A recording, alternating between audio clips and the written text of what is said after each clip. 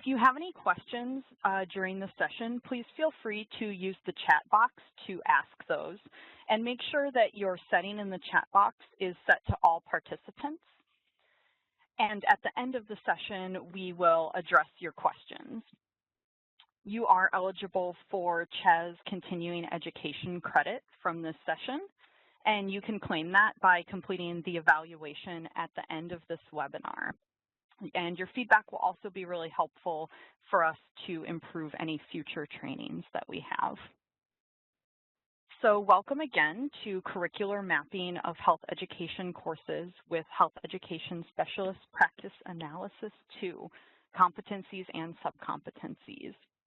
And NNLM is really happy to be putting this webinar on in partnership with the National Commission for Health Education Credentialing. Before I pass it over to our guest speakers, I'll give you all a brief introduction to who you will be hearing from today. Anna Torrens-Armstrong is an associate professor at the University of South Florida in the College of Public Health, and she teaches in the MPH core and serves as the Public Health Education Concentration Lead. Her research interests include teaching, innovation, professional preparation, and community-engaged learning in public health. She serves as the principal investigator for the MCH Trainable Undergraduate Pipeline, a federally funded training program through MCHB HRSA, and she also leads a professional development initiative, the BOL Professional Engagement Network, or BOL-10, and serves as the Eta Sigma Gamma Delta Kappa Chapter Faculty Advisor. She serves on the National Board for the National Commission for Health Education Credentialing and Eta Sigma Gamma. Cynthia Carlson has worked at the Washington State Department of Health for the past 5 years. She is currently deployed to the agency's COVID-19 response team. Ms. Carlson is a senior health education specialist supervisor and is a member of the agency's academic guidance team. Members of this AGT help develop partnerships between academic institutions and the public health agency.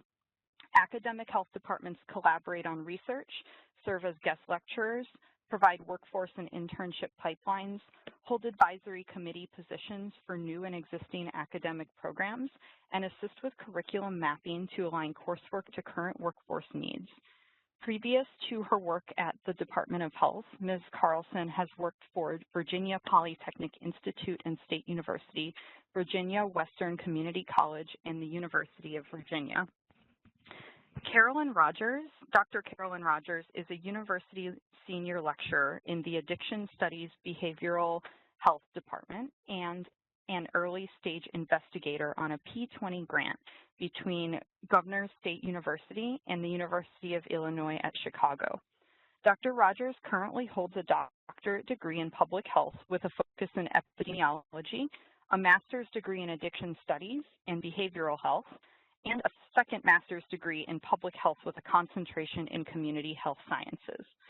Dr. Rogers serves as a board director for the National Commission for Health Education Credentialing's Division Board for Professional Preparation and Practice. And with that, I'm going to go ahead and pass it over to Dr. Rogers, who is our first speaker for today.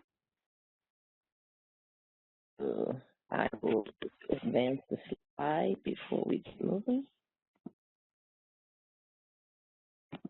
Okay, so the presenters, as mentioned, is myself, Anna Torrens-Armstrong, and Cynthia Carlson. We have no personal financial relationships with commercial interest relevant to this presentation, and so those are our disclosures for today. Learning objectives for today's webinar is first to describe the steps in conducting a complete Hespa 2 2020 curriculum mapping process.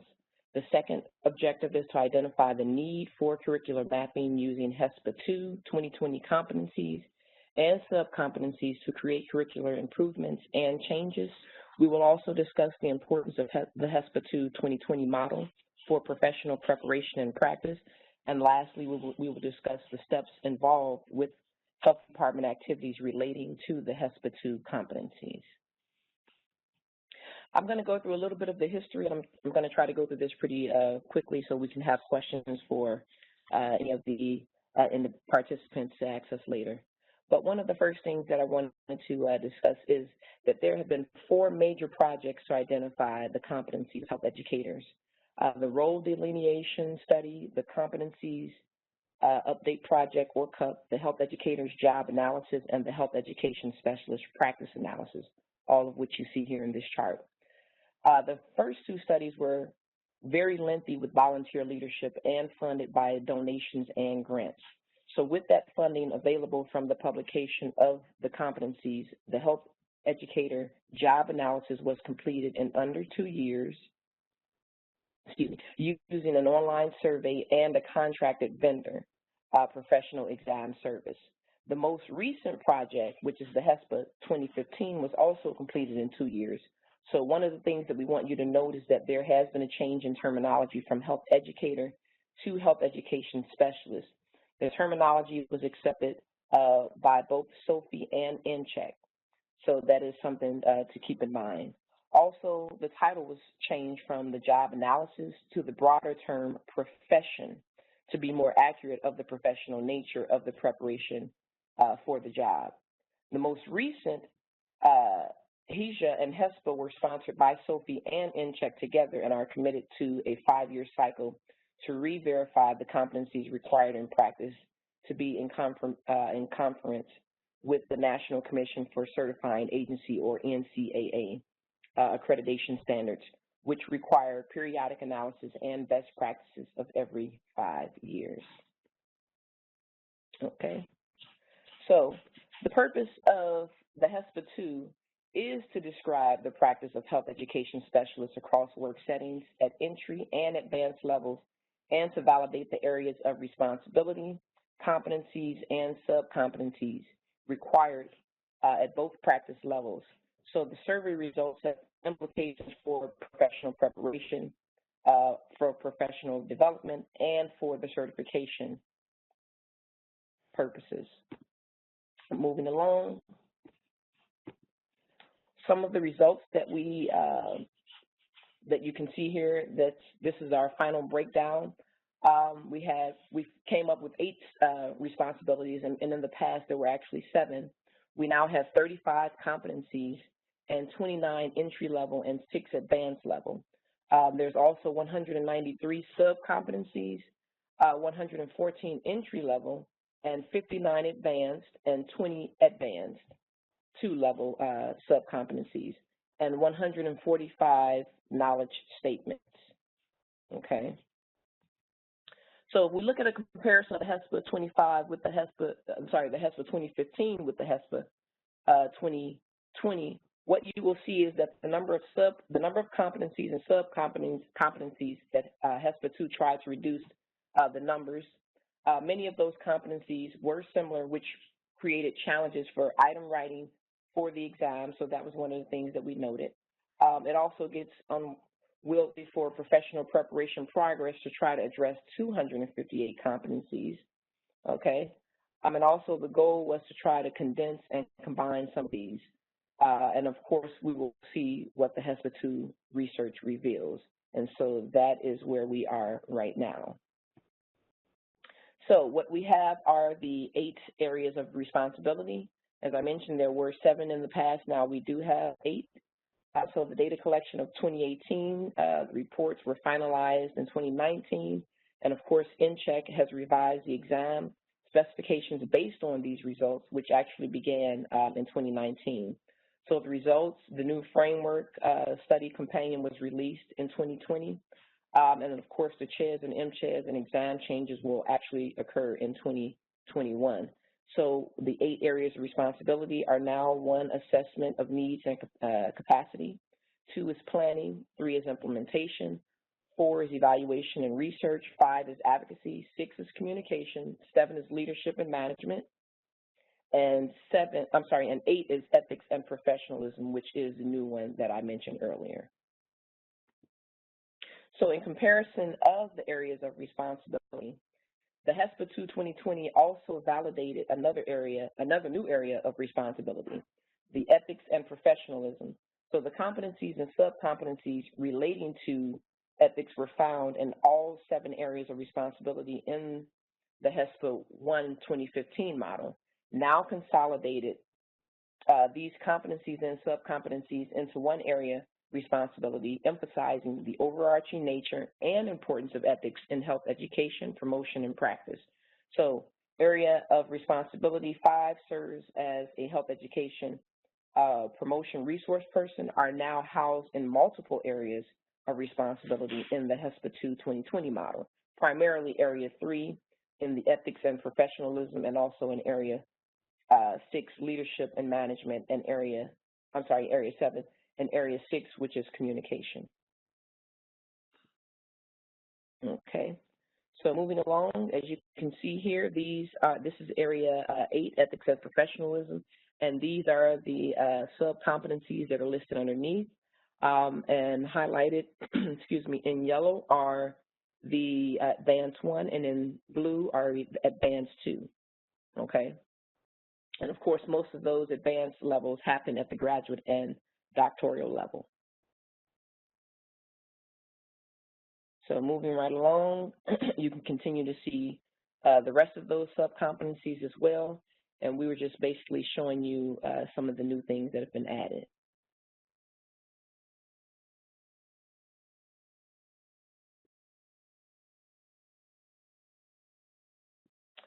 Okay, so we're looking at now some of the Hespa 2 and exam questions.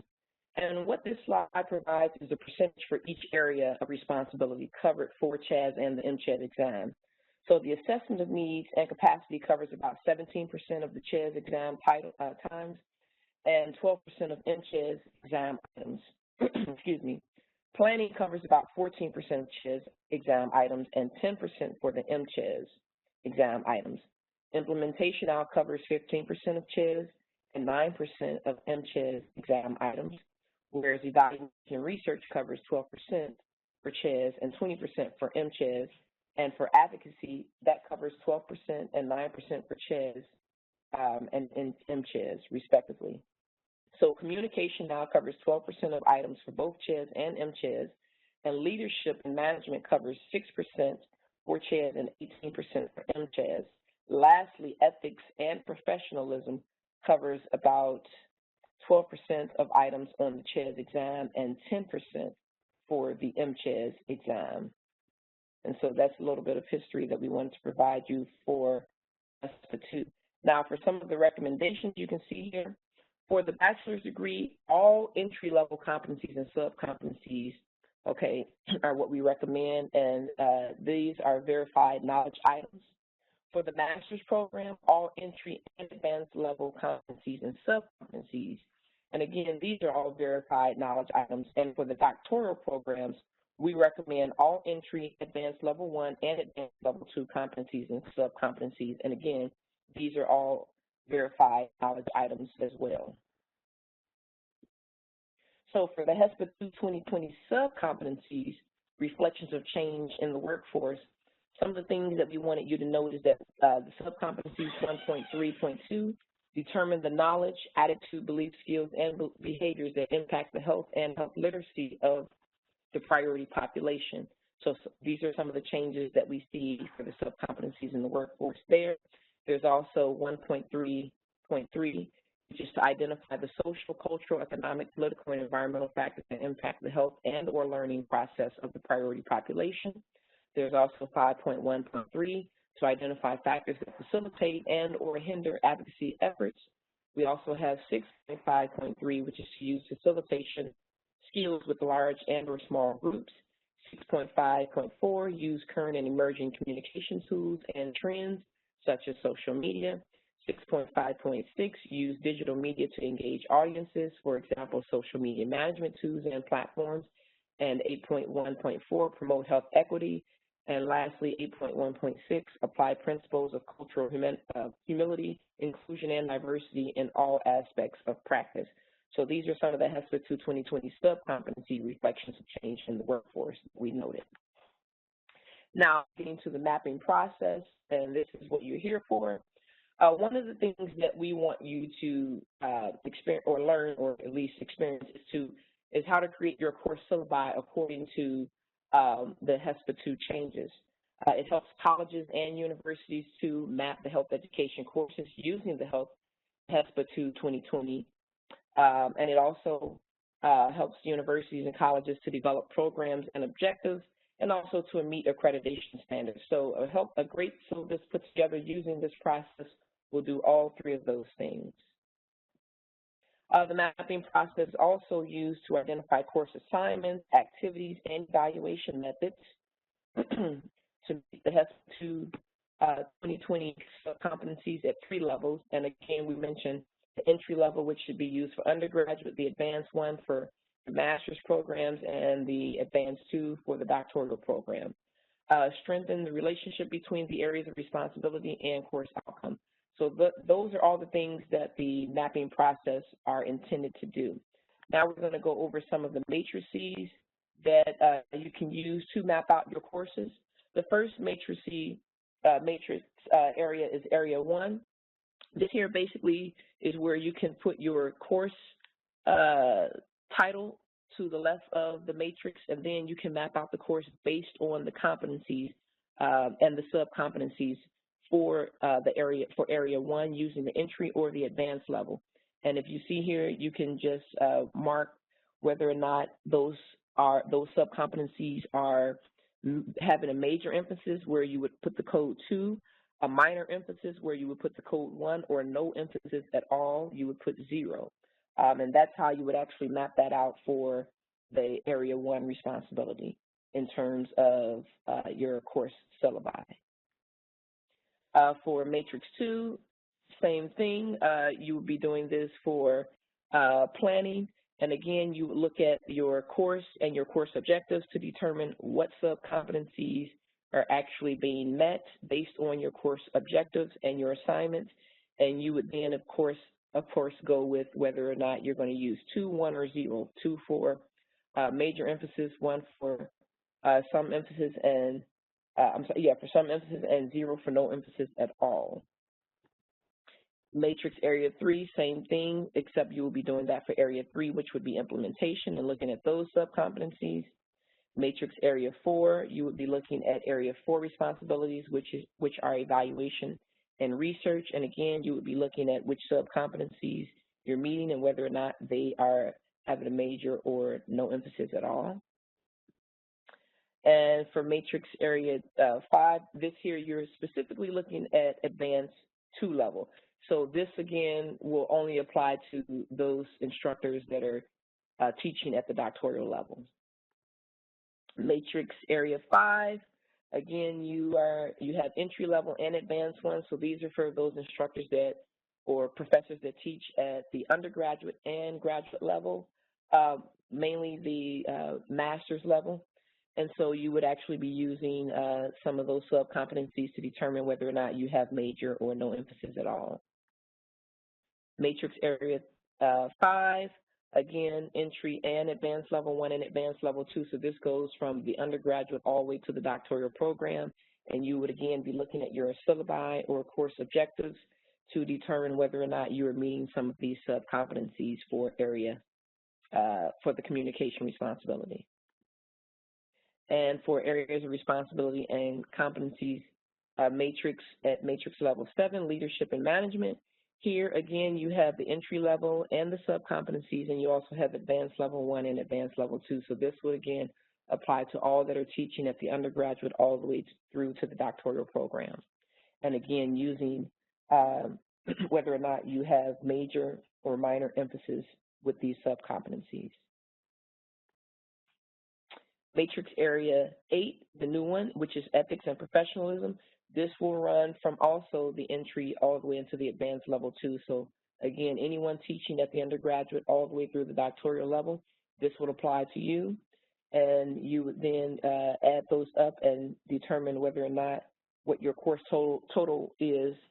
And here we have a max for the entry level at 26 and a max for the advanced and advanced level 2 at 14.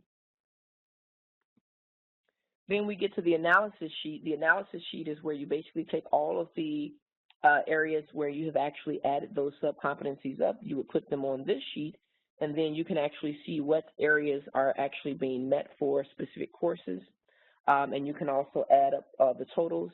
And here you can see it, it's very small on my screen, so I'm sure it's very small on yours as well. But all of the totals are actually added up according to each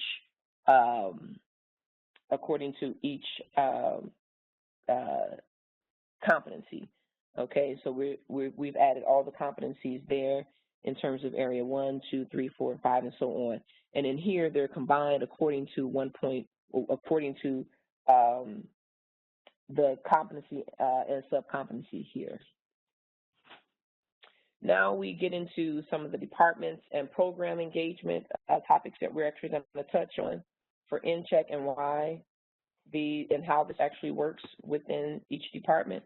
One is to involve all faculty. All faculty members should be involved, especially for the courses that they're specifically teaching, because they'll be the ones responsible for telling you what applies in terms of competencies and sub-competencies. Also, to identify all courses making a contribution to the areas of responsibility. It should also be used to have each faculty member complete a competency matrix, which makes it easier for your department. Consolidate all responses, and faculty and program review consolidated matrix. And it also is to make necessary adaptations to courses. So this is a great way to work with your department to make sure that you are meeting the Hespa 2 requirements. Now I'm going to get into how we actually have mapped out our courses at Governor State. I'm only going to go over the ones that I've mapped out because there are other speakers here and we're already running into almost 30 minutes. So at Governor State, our program is currently under program review again, but we do have some things set in place. One of the things is the mapping process that's used to propose curriculum changes to align the Hespa, which we have actually done, to align with Hespa 2, I should say. All of our faculty have been involved in the curriculum alignment. Our faculty have identified and completed our competency matrix per course that we teach. And of course, there's been a faculty overview and a review and consensus. So the ones that I teach, I complete, and then I pass it along to my faculty members so that they can actually agree or disagree with what I've chosen for the matrix. Also, there's course surveillance and updates, which we all do. We try to do this at a yearly basis according to changes that are occurring. So an example of our undergraduate application program, we currently have 60 credit hours for core and concentration. There are actually 28 core hours, which includes 1 hour of practicum seminar, 3 hours of practicum internship, which include 1 health promotion concentration, which are 32-hour concentration classes. We have 2 which are foundations of substance abuse concentrations. There are 24-hour concentration classes and 8 suggested electives that students can choose from. And of course, 3, we have a pre-health profession concentration for students who plan to go into occupational therapy and things like that. And their classes vary depending on which program they would like to go into. So here's an example of a syllabus with target competencies. As you can see here, I've only honed into the course, the expected outcomes, and I've actually highlighted the Nchec competencies that are actually covered, which you can see laid out there. And so that's how I keep track of what competencies are actually covered and actually identified in my syllabi, which were included for the students to view as well. So one of the examples that I've used for the curriculum mapping process, I have 3 courses listed here, which are which is a contemporary health issues class. Some people would also call that a consumer health class. And as you can see, I have the competencies listed out there for that particular course in their entry level, because this is all undergraduate. I also have listed for the environmental and for epidemiology. And you can see where there's major emphasis and minor emphasis or no emphasis at all for those specific sub-competencies. Notice that none of the advanced levels are completed because this is undergraduate. For example 2, I use the area responsibility and competency matrix for area 5, which is evaluation research. That was only done for the epidemiology course, and you can see where there's minor emphasis because that is a foundation course. And then for example 3, you can see where I use the analysis sheet for the area of responsibilities, and this kind of gives you an overview of how things were added up for that area of responsibility along with the competency that's listed and the numbers that were actually met with for the sub-competencies listed under that competency. So that was done for the contemporary health issues class, the environmental health class, and for the epidemiology class that I teach. And you can see here what areas of responsibility they need, what competency, and and how many sub-competencies are actually touched there, and the total to the side, and at the very bottom, accumulation of the entire total, okay? And I will now pass it along to, I believe this is Anna speaking next? Yes. Okay. Thank you, Carolyn. Okay, so moving along, I am going to share our example at University of South Florida. We have a Master's of Public Health with a health education concentration. And I want to start with a little bit of background about our process because we started this at the beginning of COVID.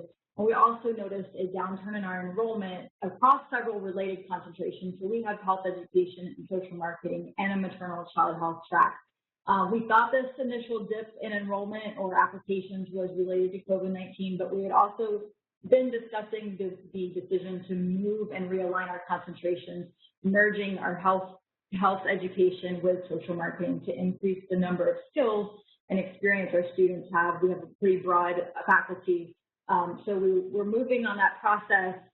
In addition, because of these three concentrations that we have quite a bit of overlap in our courses and other considerations in our process for mapping. So we kind of, this is what I mean when I say conducting our curriculum mapping went from complicated to complex. So our primary objective as we started to go through our process was really prior to realigning into a new concentration was to conduct our curricular mapping to align with Hespa 2020. And in doing so, we really are starting by focusing on our health education courses first, and then assessing any other areas that contribute, any other courses that contribute to the areas of responsibility, and assess really using the same mapping process, those courses, and look at where there's overlap and kind of help refine everything that we have before we merge into one new concentration. One example is we have a program planning course that's also required by our maternal and child health concentration. So we want to know how that might impact the MCH competencies that the course also addresses. So we're just kind of doing this very broad mapping. This is our process, and I'll just really quickly highlight where we are. We've had some initial meetings. A really important step for us has been keeping really good communication with our appropriate stakeholders in the leadership of our college. And then we've started the mapping process for the public health education concentration courses and as well our social marketing courses. And the faculty in those two areas are doing the mapping because they teach those courses, and so they know them the best. And so the next steps that we're moving towards is really consolidating all of our feedback and reviews, and then really implementing any potential updates into the curriculum considering the new concentration that we're hoping to move forward with. So this is just an overview of I just included our core public health education concentration that in addition to their hours for our MPH core, they have to take 17 hours of health education concentration classes. And that's these courses you see here. The example I'm going to really highlight is HSC 5036, which is really a short class, and it's focused heavily on professional foundations of health education. But you'll see the other courses that are mapped as well. So if you take a look at this is that first area of responsibility, the first competencies, and then the advanced level 1 that you see in the bottom. And if you look, 5036 is the first one listed. And so in this one, you can kind of look comparatively across the different courses, but you can see where I've gone through, and for the sub-competencies, marked a 1 if it's minor emphasis. And then for this example, there's just 1-2 listed under sub-competency 1.3.4. And then at the end, I've totaled those up for that course. So this is, like I said, this is a 1 credit hour course. So it really, in this particular mapping, it is the course that hits heavily on ethics and professionalism and the historical foundations of health education. So on those newer competencies, there's quite a bit more of the number 2s that you would see.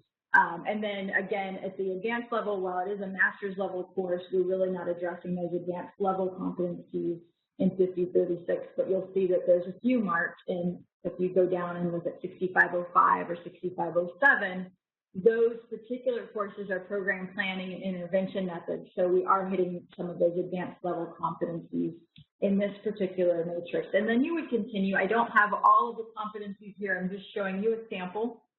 So you would go through all of the competencies, and when you're done, here's that analysis, that overall analysis sheet for the areas of responsibility. And this is really helpful because you're actually tallying up those frequencies of 1s and 2s from the competency level worksheets that you've completed, or competency level matrices, and you tally up all of those frequencies, the numbers of 1s, the numbers of 2s, and you put them on this worksheet, and then you total them on the far right column where it says course total. And it gives you this higher level perspective of where there are gaps in terms of missing, gaps in your curriculum or in your overall coursework that you're providing within the class or across the curriculum, where you might need to introduce new material, restructure the course, or add some actual skills and applied efforts so that you really have a more balanced approach.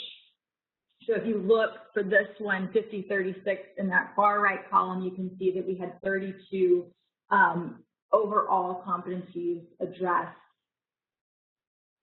So let me advance the slide here. And here's the advanced level. So there were very few overall. Again, in that area of responsibility 8, that was that ethics and professionalism, which I said is more heavily focused on in this particular class. So you see that there are some numbers in there. So through this process overall, this is the first time I've actually participated in this, and I decided to be a little kind of practical about it and track what was really working in doing this and what made it easier, and just thinking about, time and effort, and everybody is really, right now under this pandemic, time is of the essence, right? So some of the things that I found helpful was have the faculty who teach the classes do this review if possible. And I used an actual printed copy of the syllabi for the courses that I've mapped. And I like to use what I call the out loud method, where I'm actually talking about this and keeping track of the competencies as I'm going through. So I have a copy of the competencies printed as well as my syllabus. And unless you have 2 monitors, paper and pencil with some of these matrices printed out is very helpful. I tracked time just to be able to give you an estimate of how long this actually takes. So the review process took me about an hour. Practicing on one course for the first time of doing this took me about an hour and a half from start to finish. That's including all the matrices. And then as I got a little bit more comfortable with the process after that first run through, to complete all of the area of responsibility matrices, it took me 25 minutes. And then to complete the analysis sheets based off of those matrices, it took me about 20 minutes.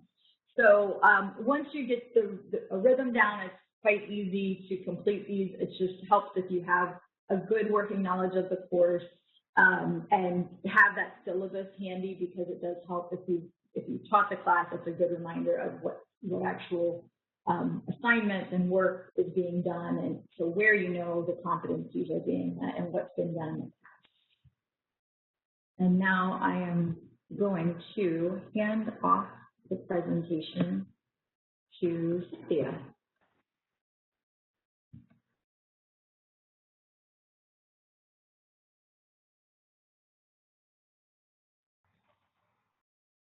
Can you hear me? Yep. Oh, goodness. Thank you. Appreciate that. You might be wondering why someone from a public health agency is presenting a curriculum mapping, and that's a good question. Washington State Department of Health has partnerships with academic institutions, and curriculum mapping can be a component of that academic health department, or AHD. These partnerships with academic institutions training future professionals, public health professionals, help bridge the gap between academia and practice to address the evolving complexities of public health practice, such as those that we've been experiencing with the COVID-19 pandemic. These partnerships help to increase focus on scientific inquiries, increase opportunities to collaborate on public health practice-based research, and most importantly, they need to develop and maintain a competent public health workforce. AHDs can help guide academic institutions as they develop or reassess their health education, health promotion, or public health programs. To a point, they can also align their curriculum or syllabi with the evolving needs of the public health agencies to ensure that the current workforce have the training necessary to meet the needs of hiring agencies. So this leads us to the partnership between Tacoma Community College and Washington State Department of Health. TCC has recently been accredited to offer a Bachelor of Science degree. This includes the program that I worked with a faculty member to map their curriculum, and it was for their Applied Science program in community health. And it's comprised primarily of practice-based courses. So TCC wanted to ensure graduates of their program would be eligible to sit and pass the Nchec certification exam. As such, TCC has aligned their curriculum with the Hespa 2 results. From a hiring agency's perspective, students who are Nchec certified are highly desirable, and mapping provides a type of insurance for that academic institution, but they are producing highly skilled graduates ready to enter the workforce. And health promotion professionals often require less training and development by the agency when they come from programs that have mapped their curriculum based on the Hespa 2 areas of responsibilities, competencies, and subcompetencies. So TCC is one such program, and I want to address today. So as you see, there are 65 credit hours for the community health program. 50 of those hours are in their major core classes, and 15 are in their capstone and elective coursework. And this is pretty much what I just went through, so I'm going to skip that slide. And I'm going to focus my example on one course, their Community Health Advocacy course, which is CHP 305. Ooh, that's hard to see. I hope you can see this okay. And we mapped it to the framework. I saw this example during the Hespa 1 curriculum mapping webinar and found it very helpful, particularly working with faculty developing a new program. We used the supplementary tables that were developed by Dr. Katie Bliss and adopted her approach to mapping the courses and subcompetencies. So looking at this example, there are subcompetencies associated with the areas 5, competency areas 5 and 7 relating to the Community Health Advocacy course. We would have the faculty members complete this table for each of their own courses, and then we would take their map and use this to, here we go, and they would put in a 2, 1, or 0 based off of their determination. So they would assign a 2 if it was robustly covered. They would put in a 1 if it was briefly addressed, or a 0 if it wasn't covered. In this example, several subcompetencies were ascertained to be robustly covered. So the 2s, because it is a advocacy course, and 5 is a competency relating to advocacy, was highly robustly covered. There were a few 1s, and moving to the next slide, only 1 0. So after each of the instructors have mapped their courses, they would transfer this information to the matrices, as you've seen demonstrated earlier. So as the faculty member adds their data to the analysis sheet, they can, this type of format can expose gaps in curricula that need to be identified and revise courses according to ensure that students have the opportunity to develop the necessary skills and ability. I hope that there's the matrices. And I hope that one or more of our examples between Carolyn, Anna, or I were helpful to you. And when you think about your programs or the benefits of curriculum mapping process, if you're interested in using the competency matrices discussed earlier in the presentation, you can find them in the Competency-Based Framework for Health Education Specialists 2020, and it's available on the Nchec website. You just click on Bookstore. It's a little on the website. This book provides a great detailed directions for using the matrices and adapting or developing curricula. For those of you interested in public health settings, it can also be used as a tool for determining where professional development might be needed. I also would like to encourage you to look at the Nchec Ambassador Program. There are ambassadors at colleges and universities that have health promotion and health education specialist programs, and you can sign up to be an ambassador. You will receive an ambassador's kit, and in the kit, there are templates for handouts and brochures. There are also PowerPoint presentations available. Everything you need will be in there for you, so you don't have to develop anything by yourself. You are the ambassador on your campus, and you will be the person to go to find out about CHES and MCHES certifications. If you're interested, please visit Nchec's website to learn more about the criteria or how to sign up to be an ambassador. If you have any questions, you're welcome to reach out to Dr. Rogers, Dr. Armstrong, or me, Cynthia Carlson. Our emails are attached here on the screen. And finally, please complete the short evaluation and pass the very short post-test to get your contact hours. I'm going to be turning this back over to Erin, who can wrap up the presentation. Thanks. Yeah, and thanks so much, everyone, for those really excellent presentations.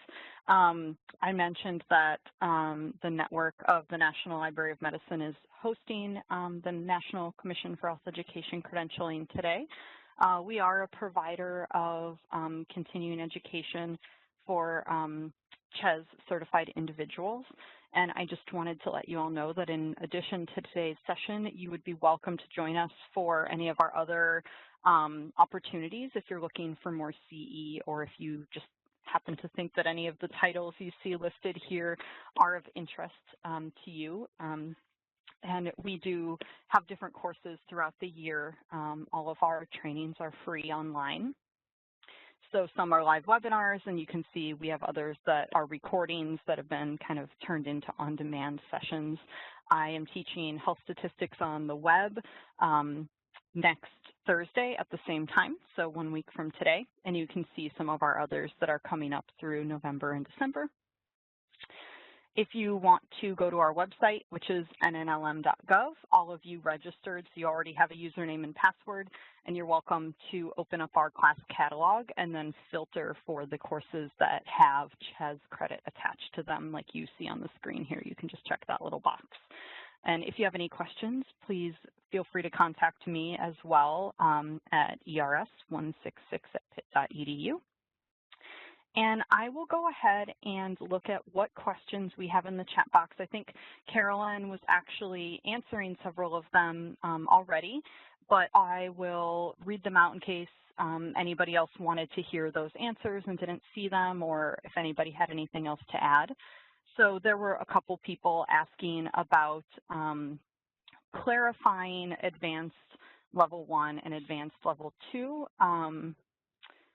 And Carolyn said that advanced 1 is at the master's level and advanced 2 is at the doctoral level, but entry level should be reiterated across all levels. There was another question about, is there a recommended balance in terms of competencies or sub-competencies depending on the level of the course? And the answer in the chat box was, we try not to overlap too much to make each course stand true to its objectives. This is really dependent on your course objectives, but should not be too limited or too broad. And there were several questions about where to get those matrices that you were all showing. and it sounded like in the publication, but also you could send an email to Nchec to request the matrices. And let me see if we've had any other questions come in now.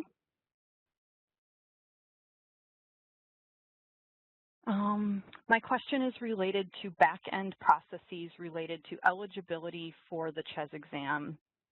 We are in a good position to map the competencies to our curriculum, but we have limited funding for mentioned accreditation. If our programs map successfully, how can we market to students they are eligible?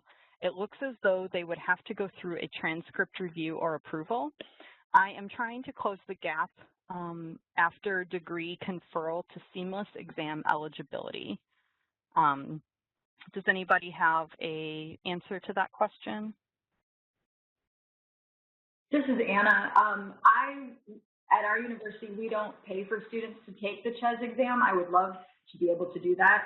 So I don't know if that's specifically what you're talking about, but what we do is throughout our program, our students are aware that after they complete the majority of the coursework, they're eligible to sit for the CHES exam. I serve as an ambassador for CHES as well with our students, so I hold regular meetings where I share information about the credential and how to register and take the test and prepare for it. The other thing that you can do is, really if your curriculum is mapped, the transcript review is great, I think, for students because then once they're approved, what they paid goes to their exam registration. So it's just a helpful process, but if your curriculum is mapped, it's very clear that they'll be eligible for the test. So maybe giving them a timeline for when would be the best time for them to actually register and take the exam, and then offering prep, kind of study sessions or reviews would be another way to encourage students to register and take the exam.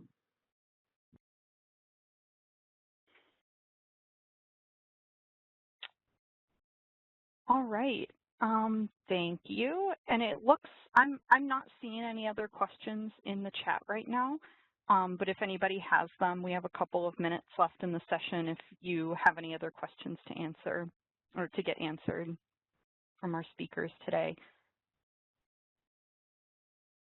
All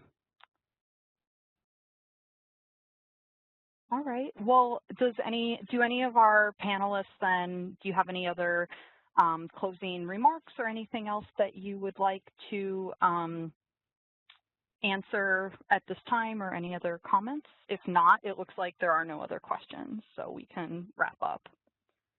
Is there an official partnership structure between Nchec and universities?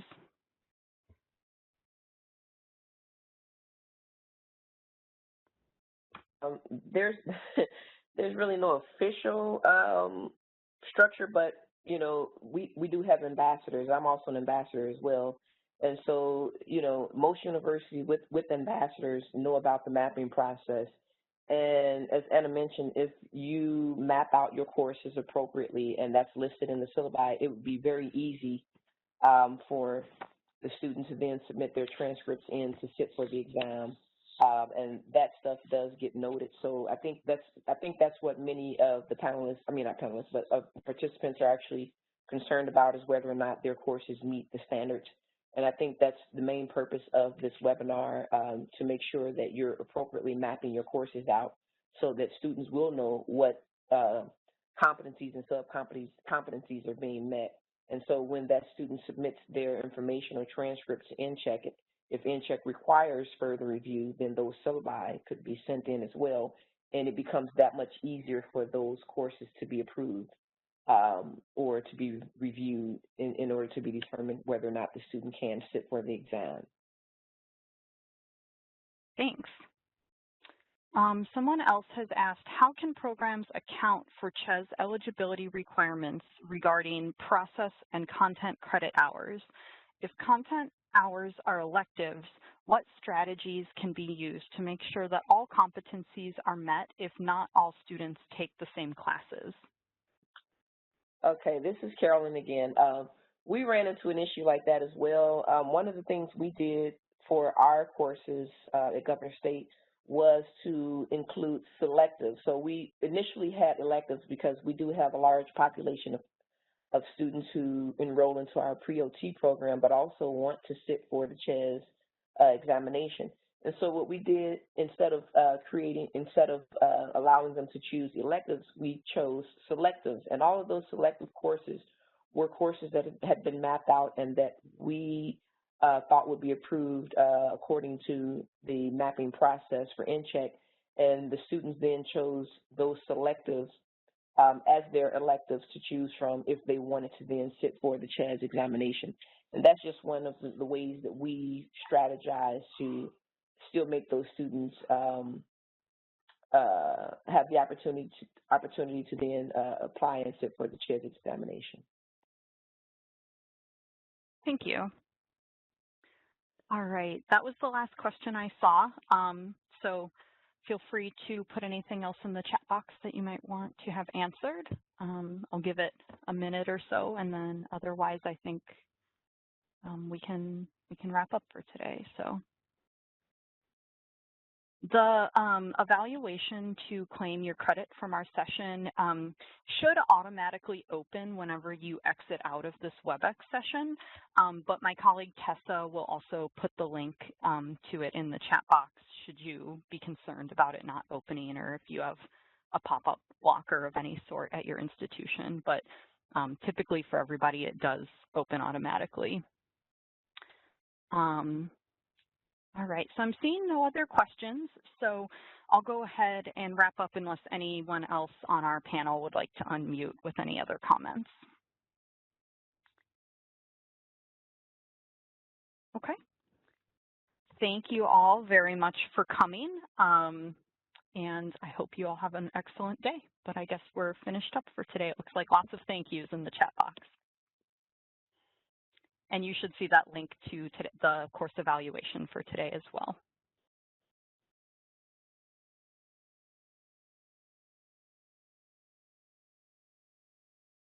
Looks like we had one last quick question. Somebody stated, we had just finished mapping our courses when Hespa 2020 came out. Now we need to include ethics and leadership. Can any of you provide examples of how you incorporated those into your curriculum?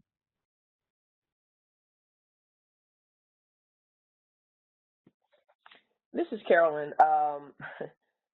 We actually created a leadership course, and within that leadership course, we included ethics, but we've also have always had ethics spread out through all of our courses in general. But this time around, we actually created a leadership course, and like I said, we bundled most of the ethics information into the leadership course, but for a lot of our other courses, leadership has also, I'm sorry, not leadership, but ethics has been spread out through those courses as well. So that's kind of how we did it. We were a little bit ahead of the game because I'm not sure if many of the other universities and colleges have separate leaderships, which I think most do, but that's what we did. And I hope that answers your question. Thanks. All right, so I think now I'm not seeing any other questions. The link to the evaluation for the session will open up automatically when you exit out of WebEx, but my colleague Tessa is also putting the link in the chat box as well. There is one more question. We have a class called Foundations of Health Education and Promotion Practice, designed to include advocacy, communication, resource person, and ethics and professionalism. I included the topic prior to Hespa 2 because the instructor thought it was important. Okay, so that sounds like just a comment, not a question. Okay, so now I'm seeing no other questions, so I'll go ahead and close out the session in about 30 seconds or so, and everyone's welcome to exit out. Thanks for watching. This video was produced by the network of the National Library of Medicine. Select the circular channel icon to subscribe to our channel, or select a video thumbnail to watch another video from the channel.